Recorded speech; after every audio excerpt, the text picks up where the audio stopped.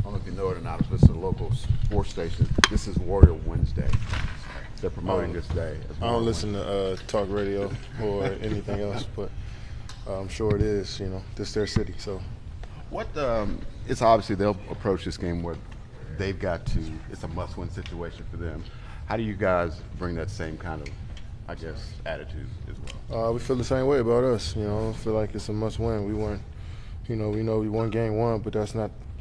That's not the deciding game in the series right now. We just try to get each game that's in front of us and worry about that one. So we got a great opportunity on our hands. We got to take advantage of it. They're going to come out with a lot of energy. Their crowd's going to be into it.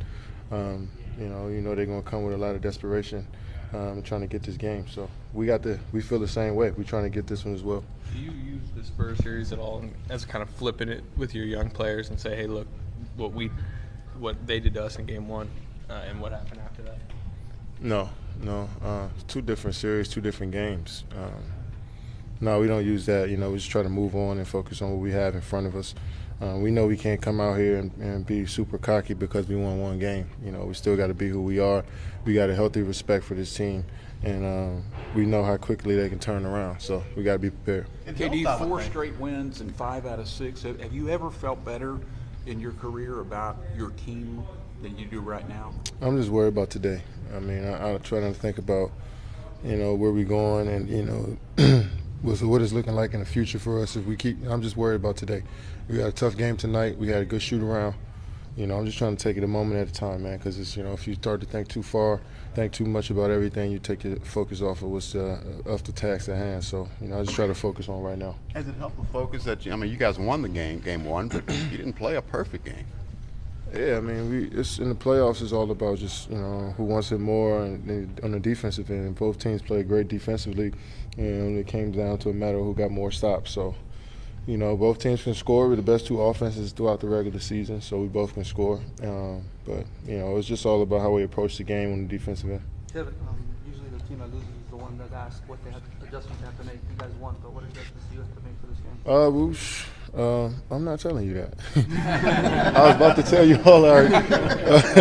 We just got to continue to play. We just got to continue to play extremely hard. With some mistakes that we made that we can be better at. We turned the ball over too much. I had 4 turnovers in the first half. I can't have that. And our team, we had 10 at the half. I think we only had 1 in the second half. So we got to do a better job of taking care of the basketball and not giving them easy points. That's where they thrive. As in transition, so we got to do a good job at that. Kevin, can you explain how different it has been for you this year with Billy compared with Coach? What is the coach voice? What is it telling you guys that is different on what you used to do last year? It's just a different voice, different schemes, different strategies, different way to approach the game. Played under some great coaches and been in this position before, but it's just a different voice. What is the main difference? Just he adding this little flair to the game. Every coach is different. Every coach doesn't follow the same game plan or rules. So, he's just giving us his his flair. So it's been working for us. Has he matured as the playoffs going on as a coach, comfort on the sidelines? Yeah, he's gotten better. He's definitely gotten better.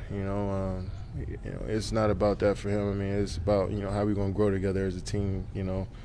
Everybody's loving you when you win a game. As soon as you lose a game, it's he doesn't belong here. So it's up and down.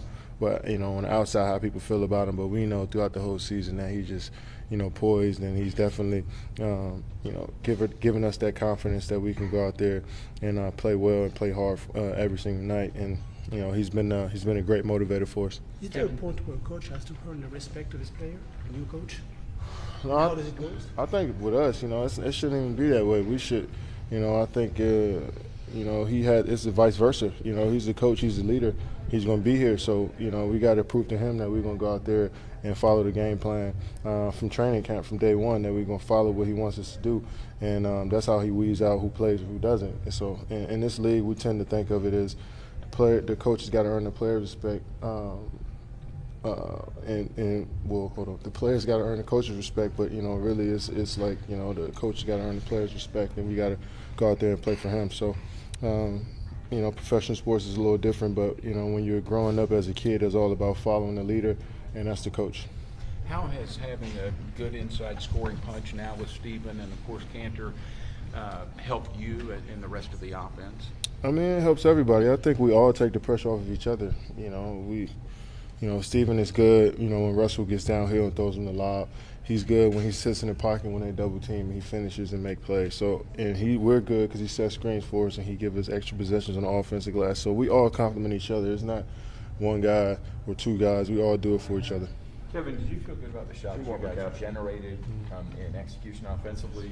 As you look at the game, too, can you be sharper that way, or did you feel good about game one? We could definitely be sharper. You always could be better. And like I've been saying, if you make them, then everything looks good. If you miss them, then they look bad. So, it's just a matter of us just sticking with our fundamentals, trusting in our work, and if those shots go in, good for us. If not, we still got to play defense. Kevin, Billy started staggering his lineup so you and Russ were in the game at different times, about halfway through the year. It's been a few months. How's that process been for you? It's been different. Yeah, it has been. I'm used to playing, 12 minutes straight, sitting out second and fourth quarters, but coach he leaves me in there. He asks me if I feel good, and sometimes I lie to him and want to stay in the game. But for the most part, he's done a great job of just figuring out what lineups to put in and also filling out the game as well.